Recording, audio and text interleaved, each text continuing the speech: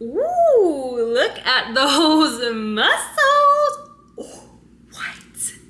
That's crazy. Thank you so much for breaking my heart, because I don't think I would have done this without that. All right, let me get into this. Hello there, welcome back. We're talking about how to level up after heartbreak, because here's the thing. We use our pain as lessons in this lifetime. Our biggest mistakes become our superpower, because when we face our truth, our mistakes, our missteps, our flaws, there is nothing left to hide from. The only option is to emerge stronger, wiser, and hotter. And that's exactly what we're gonna do to level up. So I'm gonna tell you the 6 things that I learned from my personal experience with heartbreak at 26 years old, out of a 5-year relationship that I thought was gonna end in marriage, family, and children, and it didn't. And I'm very glad it did, because I learned these 6 things out of it. And I want to share this with you because I think it's very important for women to learn from other women, so you don't make the same mistakes, or you find those lessons in yourself and you can alchemize them and level up your own life. And these 6 things are about leveling up in mind, body, and spirit. So if you're looking for an external glow up, you need to work through the internal stuff first, because then it will naturally show on the outside. You won't need to do so much to your physical vessel. It's literally gonna show out of you. It's literally going to glow out of you. All right, let's get into it. The first lesson. I learned about the power of forgiveness when an apology is not given.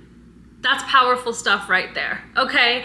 That takes a lot of strength to forgive someone who never actually apologized to you, especially when you're in the middle of processing immense pain and betrayal, and you're simultaneously being like, you know what? I forgive you.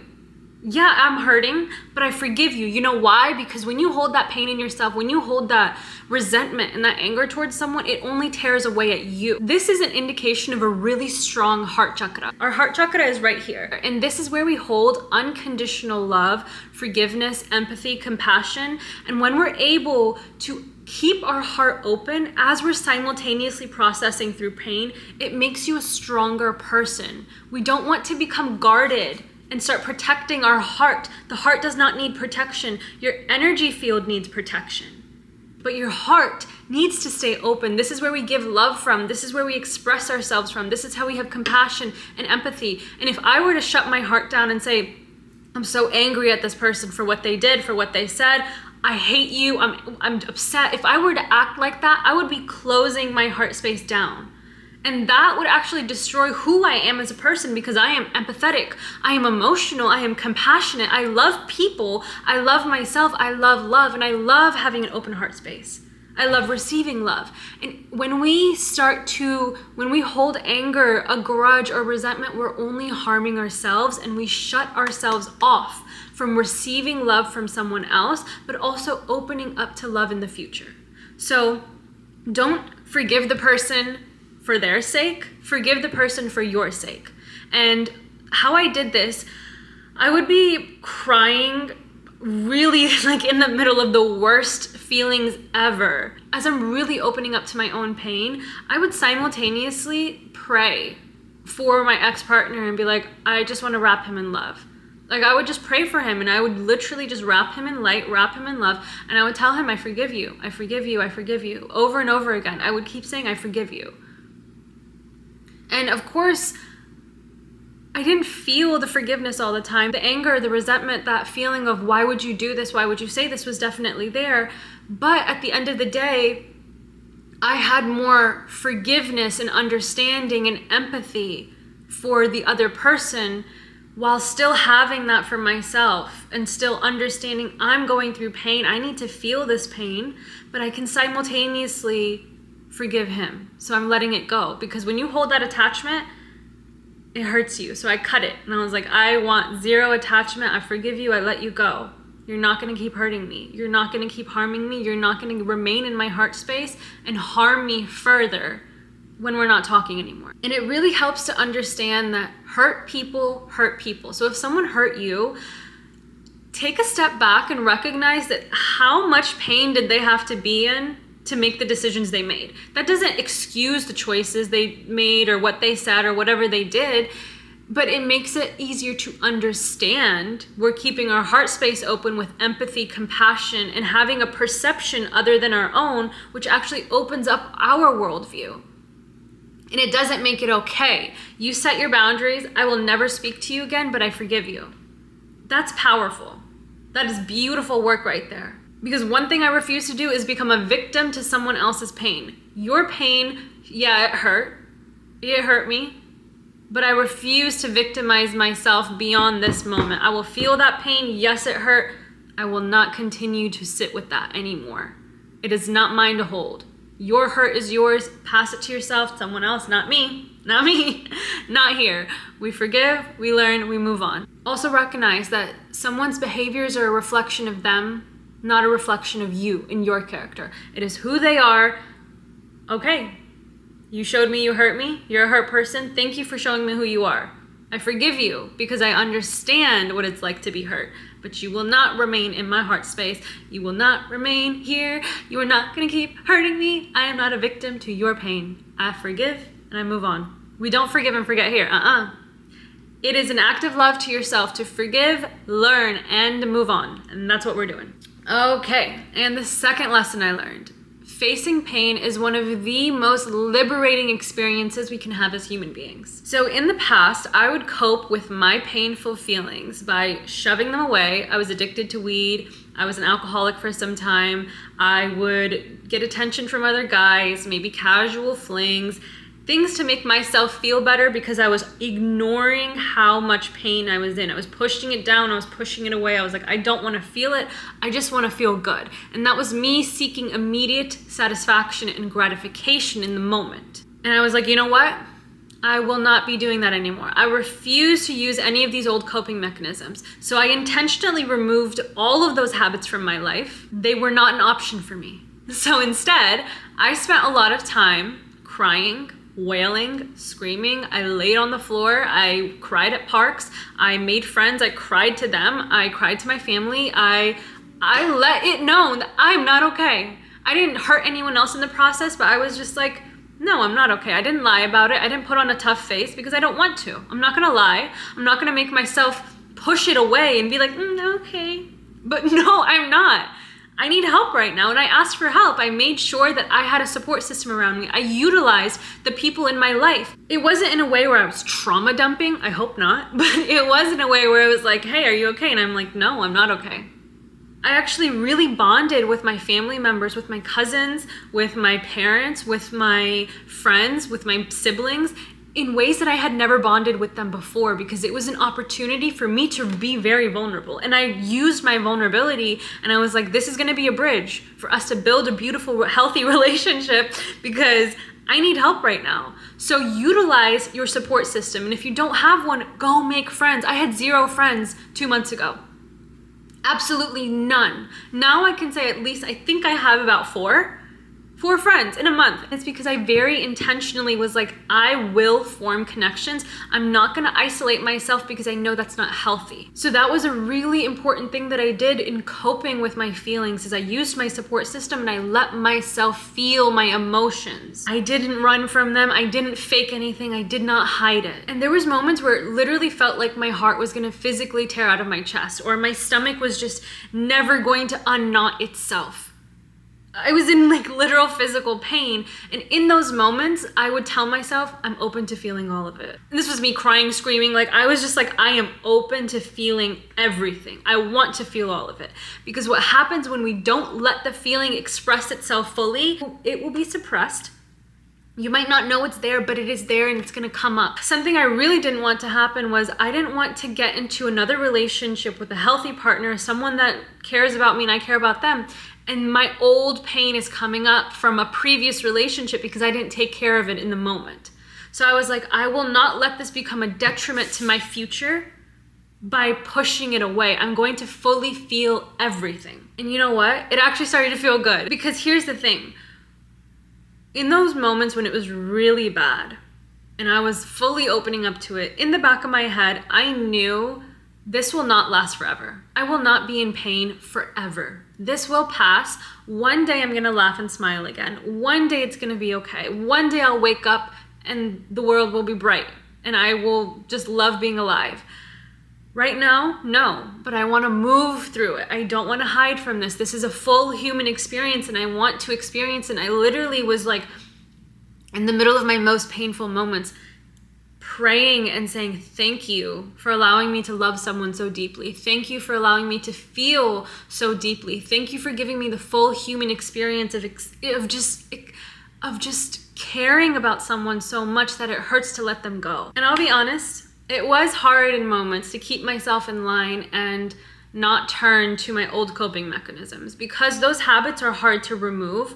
And I honestly think it's because I have already learned how to program and reprogram my subconscious mind. And this is what I teach other women, because it's so important for us to know how to do this for ourselves, because in those moments when it gets hard and you want to remove old habits, you're able to actually do it. So it was easier for me because I have the tools already, because I already had the knowledge and the information of how to actually make sure these habits are not part of my sphere and my reality. And I teach this in my community platform. I literally teach women how to reprogram their mind and understand the voice of their mind, because that is such an important tool for everyone on this planet to have. And I'm so proud of myself, because I haven't smoked a single time. I did have a few glasses of wine with my friends here and there. I have not had any rebounds. I haven't gone on any dates. I haven't used any dating apps. I haven't even physically gotten close with anyone. And I'm extremely proud of myself, because I've been coping by building relationships with other women, building relationships with my family members, journaling, taking care of myself, crying, feeling my emotions, working out, literally hello? You can see I've been going through something, but it's I've been turning it into the best possible things I can. Here's the thing. I want you to know something. Your tears are water for your garden. You can choose to allow your pain to seep into the dirt, and you might feel like it's going nowhere. But one day you're going to see blooming. You're going to see flowers. You're going to see the fruits of your pain, of your alchemy. Or you can put these tears into a pool and just drown in them. I don't know what other analogy to use, but put your tears into your garden, okay? And allow fruits to be born from your pain, something that you can see and say, wow, I really made it through this. I am so strong. Look at these beautiful things that blossomed from it. Look at these relationships that came from it. Look at these friendships. Look at these muscles. Look at this. Look at that. I'm not balding anymore, whatever it might be. Look at this business I created from my pain. Look at all of the beautiful things that came from the fact that I was really going through it. And today I'm smiling and laughing, and it passes and it goes away, but one day I felt it, and it's because I let myself feel it fully. Okay, number 3, I learned what it feels like to truly be proud of myself. I'm turning 26 in less than a month. My birthday is November 2nd, and in my 26 years of living, I have never felt proud of myself. I thought I did, but when I felt that feeling for the first time a month ago, I was like, holy shit, this is what feeling proud of me feels like. The reason why I never felt proud of myself before this, despite everything I've done in my life that I'm like, wow, that's big shit. You should be proud of yourself. The reason I never felt that before is because I was always seeking external validation. I always was looking for my parents to be proud of me, for my partner to be proud of me, for my friends to be proud of me. But you know what? People didn't really give me the hype I needed. People did not give me the hype that I needed to hear. Be like, holy I need to be hyped up on a daily basis, because I thrive on words of affirmation. I thrive on positive talk. And I tell myself every single day, I'm so proud of you. That's water for me. That is gold. And only when my relationship ended is when I started talking to myself the way I should have been talking to myself this entire time. And I thought I was being nice to myself before this, but no. Truly, I did not know how to properly speak to myself until now, at almost 26 years old. So now I'm actually making it a habit of any time I accomplish something, anytime I make a major move or transition, even when it's I don't really feel like going to the gym today, but I go to the gym anyways, what I'll do is I'll let myself fully feel that feeling. I give myself a full minute to just relish in the fact that I just did something big.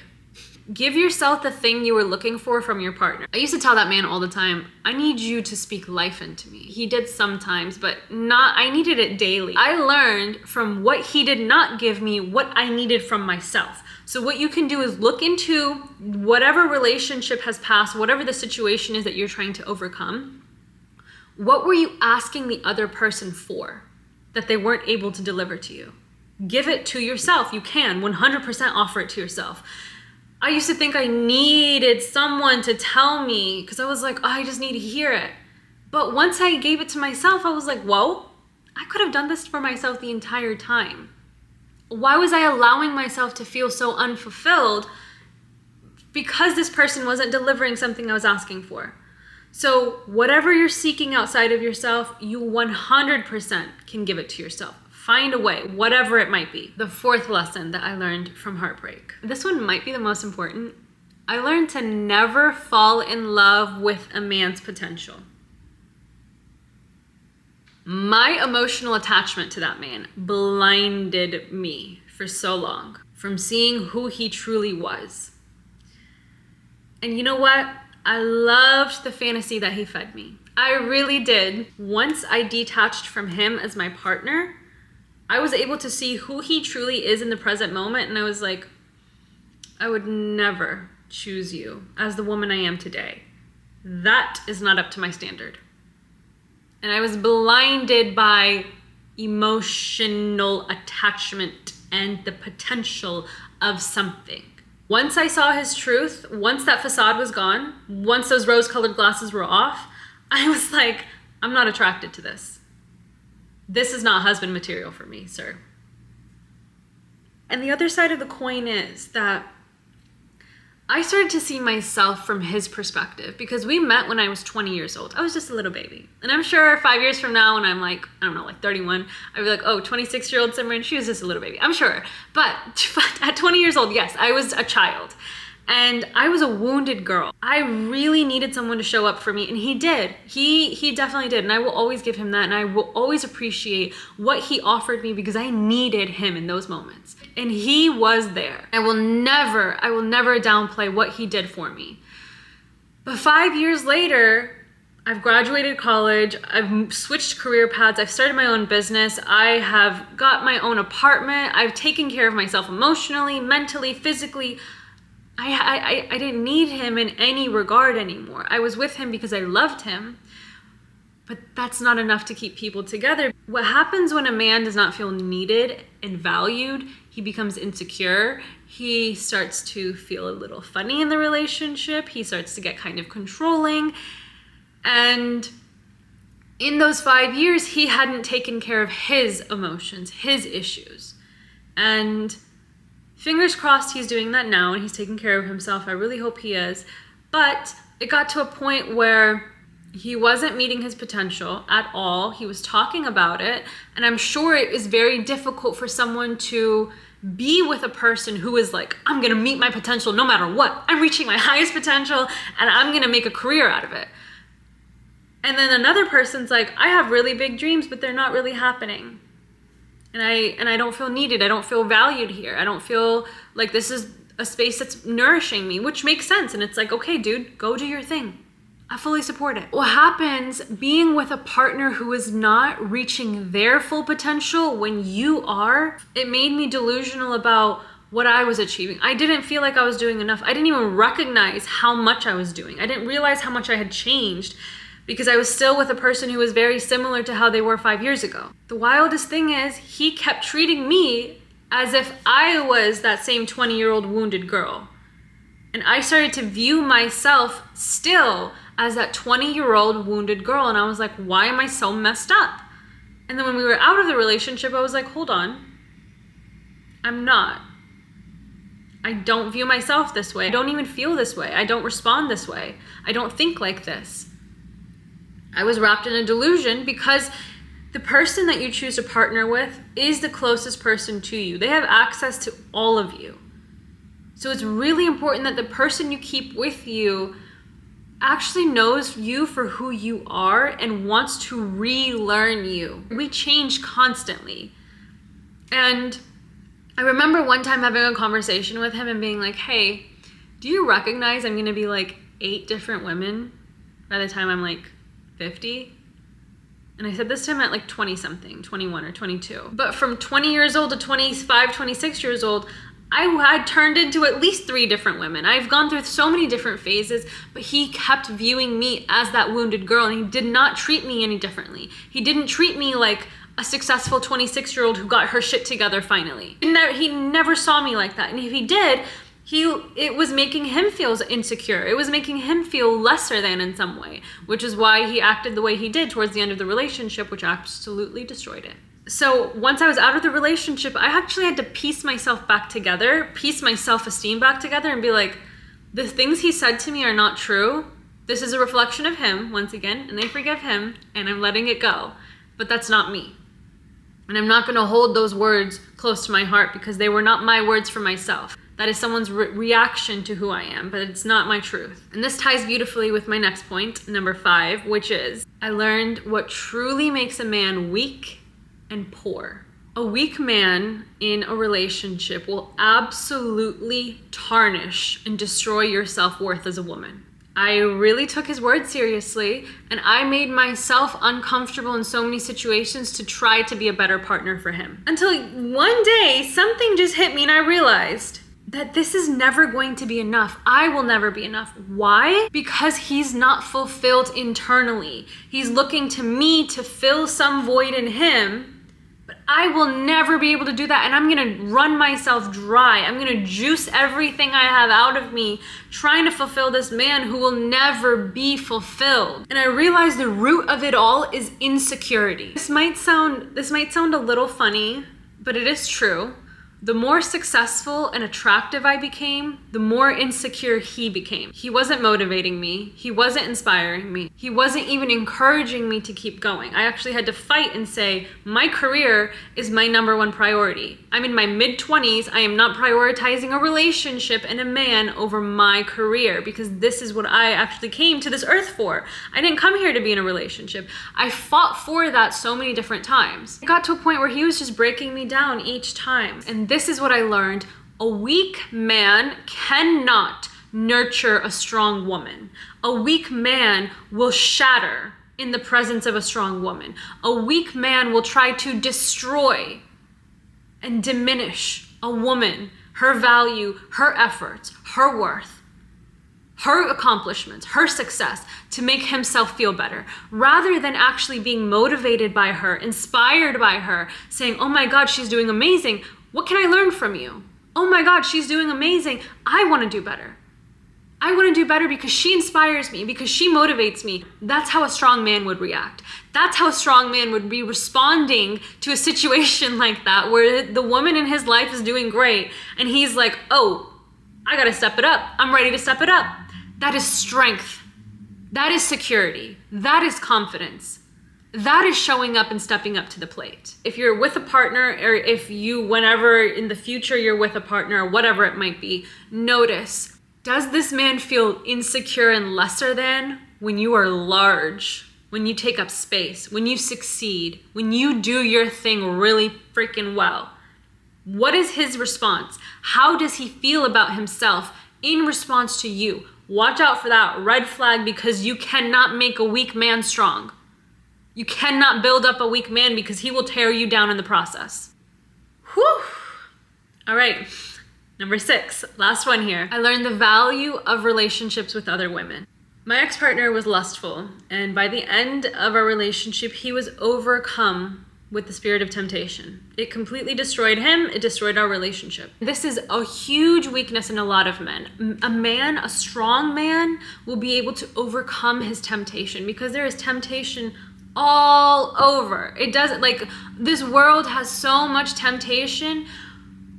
A strong man will have to find a way through it, no matter what. No matter when things are hard, when things are emotional, you find a way through. You don't let that temptation inside of you, because it destroys things so quickly. His weakness with temptation absolutely destroyed the relationship. It destroyed my self-esteem. It affected how I view other women, because I began to view women as competition and threats to my position. Ladies, a strong man in a healthy relationship should never make you feel insecure about yourself and be comparing you to other women. So once I was out of that relationship, I was like, okay, anywhere I go, I'm still viewing women as a threat and a competition in some regard. I'm still viewing an attractive woman and being like, my ex probably would think she's attractive. And that was such an unhealthy thought pattern in my head. And that was one of the first things I was like, I want to get rid of this because I work with women. I love women. I want to build strong, healthy relationships with women. I want friendships that are rooted in truth and honesty and something pure. And I don't want to, I refuse to give into this competitive spirit. I refuse to give into this toxic masculine way of viewing femininity and women and pitting people against each other in competition for some crusty ass weak man. Because when I was in the relationship with my partner, I never felt comfortable bringing attractive women around him. So I wouldn't make attractive friends. Because I would think about, okay, my partner will probably find them attractive. I don't want to bring them around because I know he's lustful. In retrospect, I'm like, girl, why?